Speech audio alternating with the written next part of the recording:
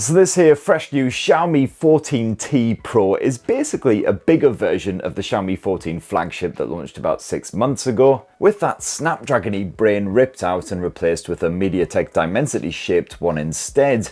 The 14T Pro looks and feels and runs like a proper premium pants filler, but hopefully that price won't also cause many pants to be filled. I'm shooting this review ahead of Xiaomi's official UK launch, so I don't have exact pricing as I'm wibbling onto camera right now. But these T-series blowers usually cost a fair chunk of change less than a Google or a Samsung type flagship. Not to mention the 14T Pro's big September rival, all that aptly bollocks. So the Xiaomi 14T Pro could be a good choice for anyone who wants the shiniest tech but without absolutely skinting themselves. I've had my Sims stuffed in there for just over a week now, so here's my full Xiaomi 14T Pro review, and for more on the latest and greatest tech, please do subscribe and ding that notifications bell. Cheers! Now while the Xiaomi 14 flagship was a pleasingly dinky 6.4 incher, sadly the Xiaomi 14T Pro is your regular bog standard 6.67 inch smartphone. So yeah, one-handed use can be a little bit tricky as usual, though thankfully do have that one-handed mode to help out. And the 14T Pro certainly ain't no lightweight either. 207 grams, has got a proper old heft to it. And Xiaomi continuing that trend for flagshipy smartphones to go back to a proper flat screen display. There's no curvature at the edges there and reasonably skinny bezels surrounding that panel. So it's not a full-on girthy nightmare like some of those iPhones. And sadly, like those iPhones, the edges are completely flat, but the 14T Pro is reasonably skinny and you do have some subtle curvature around the back end, which just helps with the old hand feel. So yeah, for a phone this size, it's really not uncomfortable to clutch. As you'd expect, you've got an aluminium alloy frame, so that metallic finish just gives you a nice premium look and feel. And then around back, a good bit of glass arse action with a pleasingly matte finish, thank the baby Jesus, so it doesn't get smudgy, doesn't get fingerprinty, very rarely have to buff it up. And I believe it is Gorilla Glass front and back as well. Still waiting on confirmation from Xiaomi for that one, but I'll update in the description if I hear back. You do have a pre-installed screen protector slapped on there as well for double the protection. And a lovely wee condom case hoid in the box as well, huzzah! And also, of course, full IP68 water and dust resistance, so no worries if it gets very moist indeed, to the point where it's actually sat at the bottom of your bathtub. Take a lot more than a wee bit of water to kill this thing off.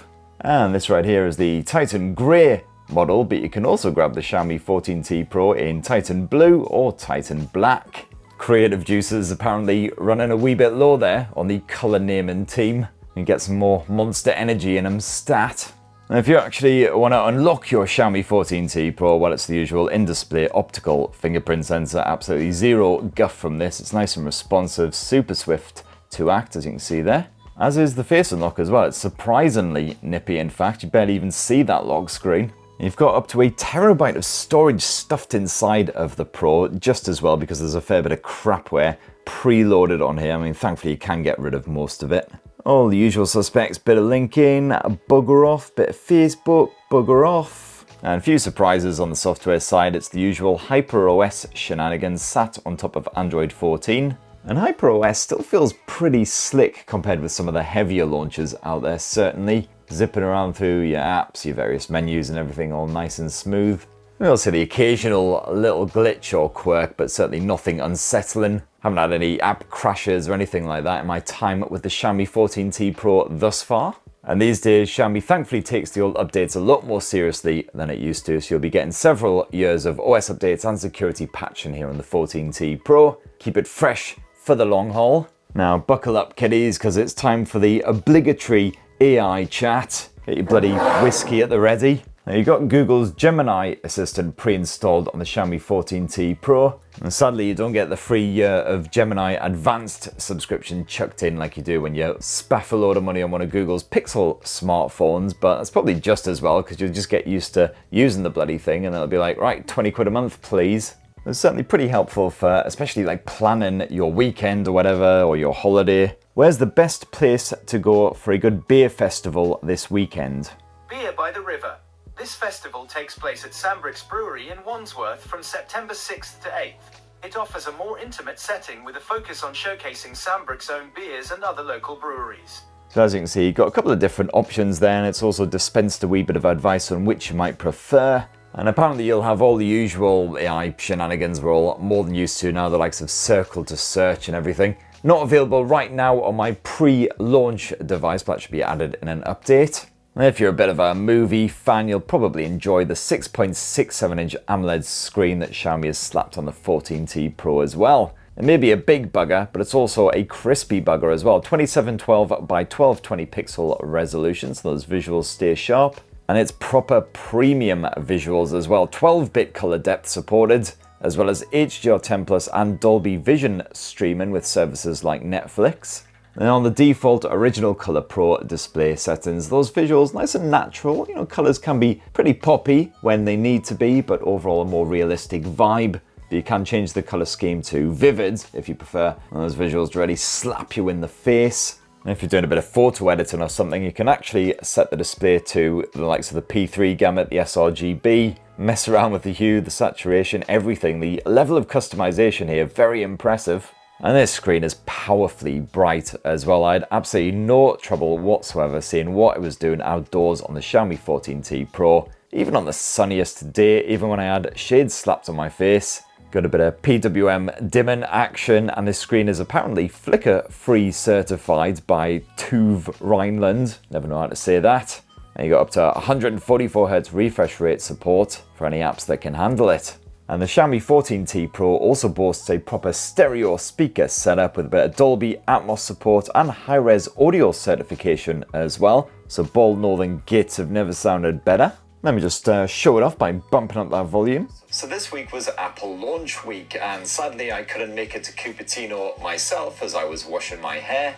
But if you want to watch my fellow tech bellends gushing frantically all over these stupidly expensive bricks while Tim Cook watches approvingly just off camera, possibly while clutching a taser or some kind of whip. So super loud when you do max it out. Even in the most obnoxiously noisy environments, you'll still clearly be able to hear everything that is going on, but that clarity stays strong. It's pretty bassy as well, that top volume, certainly for a smartphone. So now let's prance our way merrily onto performance, and it's MediaTek's beefy Dimensity 9300 Plus that's stuffed in here. That's all big core, baby, no piddly wee half-arsed cores stuffed in here. They're all big, and it's backed by 12 gigs of RAM here in my review model. Now the everyday performance, absolutely fine. A couple of wee bits of slowdown here and there if I'm, for instance, streaming a video while also messing around in another app. But overall, did the job nicely.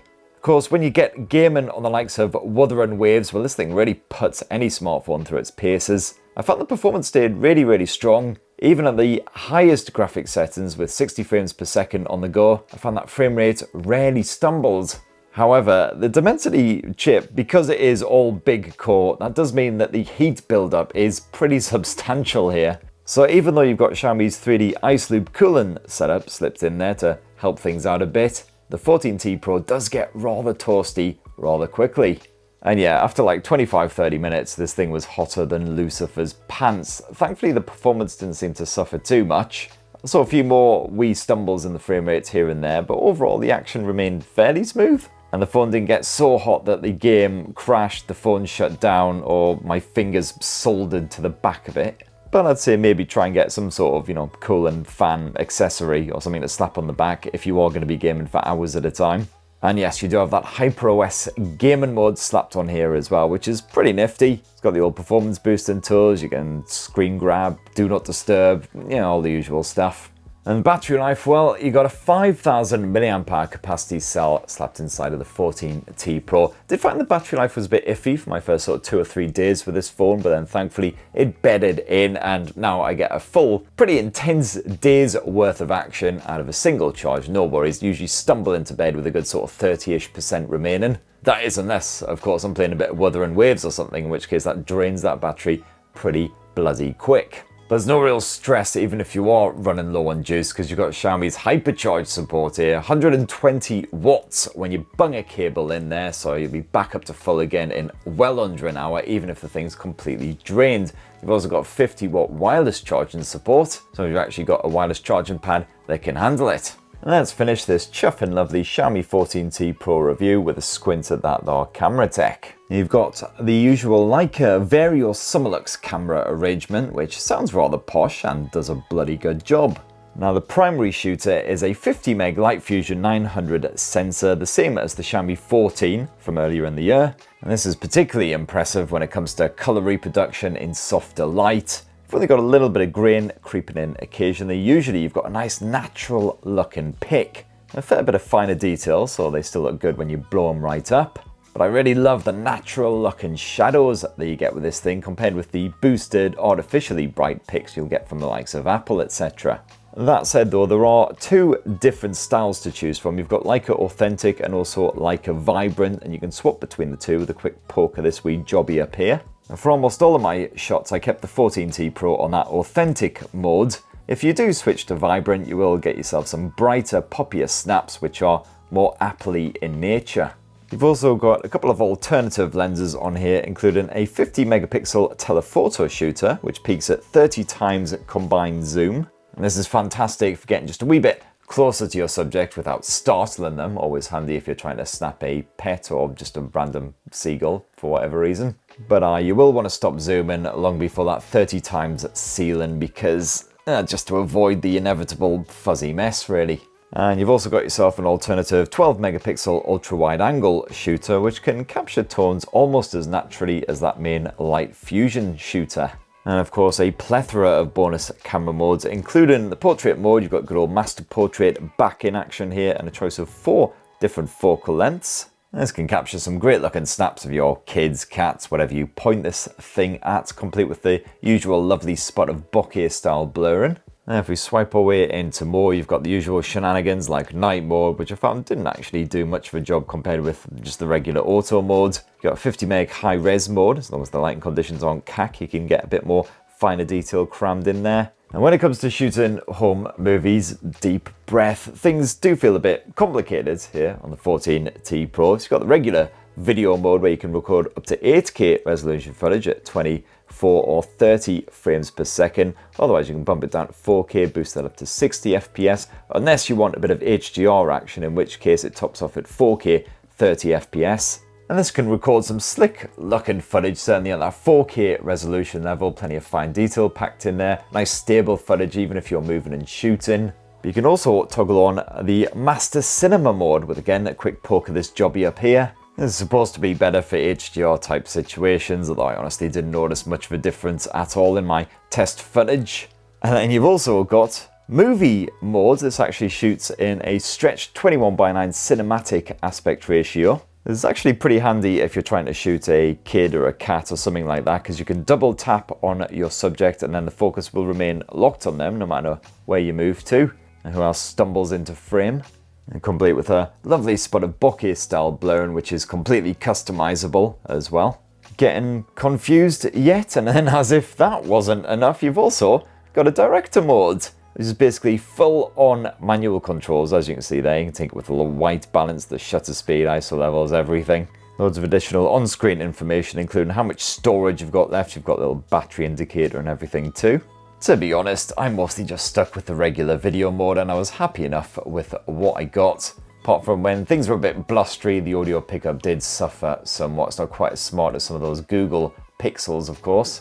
And then very last up around front of the Xiaomi 14T Pro, you've got yourself a 32 megapixel selfie shooter. And using this, you can record 4K Ultra HD footage at up to 30 frames per second. Absolutely fine for your Skype and Zoom and all that kind of video chat style stuff. If you want to do a bit of vlogging, it's perfectly fine as well. That audio pickup, again, will suffer if you're outdoors and it's a bit blustery, but otherwise does the job.